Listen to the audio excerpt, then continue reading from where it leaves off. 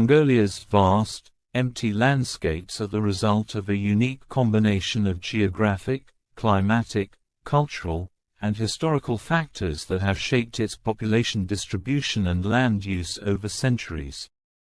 One of the primary reasons for the sparse settlement is Mongolia's harsh climate and challenging terrain.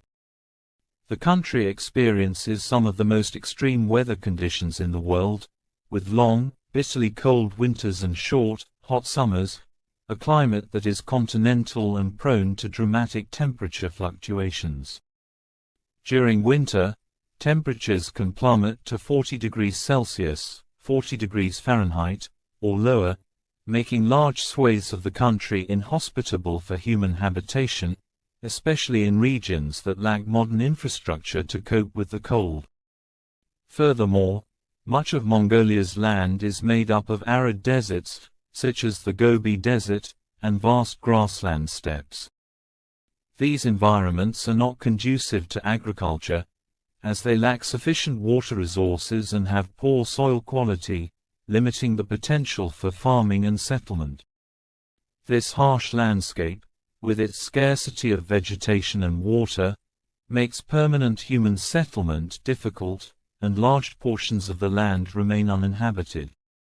Another key factor contributing to Mongolia's empty spaces is its long-standing tradition of nomadic pastoralism. For centuries, Mongolians have lived as nomads, herding livestock such as sheep, goats, yaks, and camels across the open plains. This nomadic lifestyle requires constant movement in search of fresh grazing lands for their animals, meaning that large, permanent settlements are unnecessary.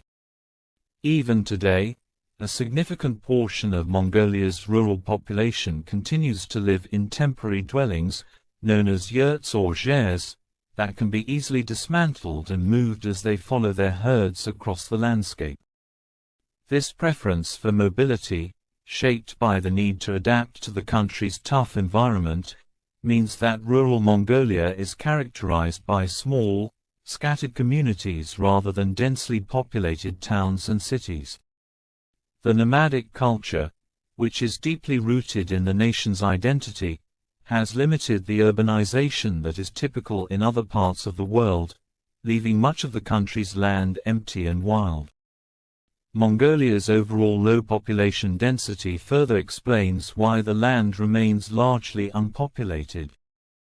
With a population of only about 3.4 million people spread across a vast area of 1.56 million square kilometers, 600,000 square miles, Mongolia has one of the lowest population densities on the planet, averaging fewer than 2 people per square kilometer.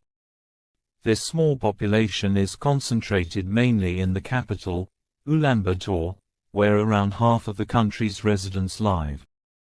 In recent years, rural to urban migration has intensified as Mongolians seek better economic opportunities, education, and healthcare in the capital, leaving even more of the countryside sparsely populated.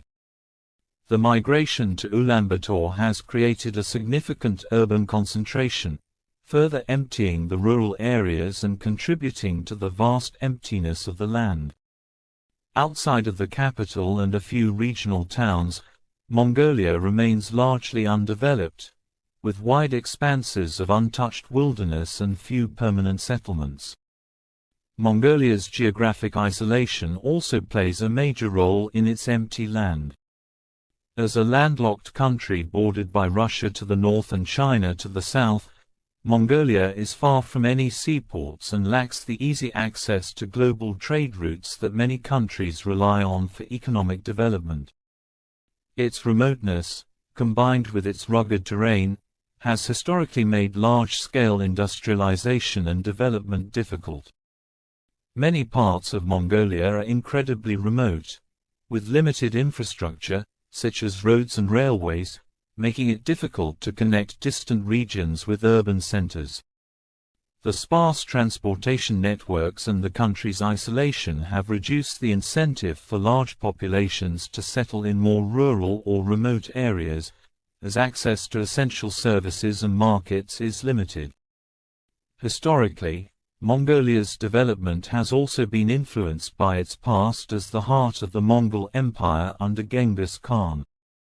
While the empire was one of the largest in history, stretching across Asia and into Europe, the region itself remained a hub of nomadic culture rather than urban settlement. Following the empire's decline, Mongolia did not experience the same level of urbanization or industrialization as other parts of the world, and it remained a predominantly nomadic society. During the 20th century, Mongolia became a satellite state of the Soviet Union, which brought some infrastructure development, but the country remained largely rural and underdeveloped.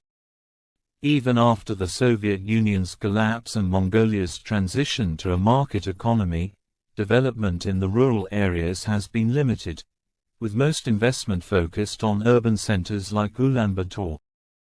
In summary, Mongolia's vast and empty land is the result of a combination of extreme weather, nomadic traditions, low population density, geographic isolation, and historical influences.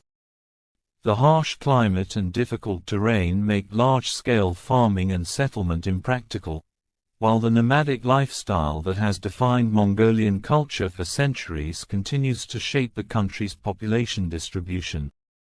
With much of the population concentrated in the capital and limited infrastructure connecting the rural regions, Mongolia remains one of the world's most sparsely populated and undeveloped countries, leaving much of its land empty and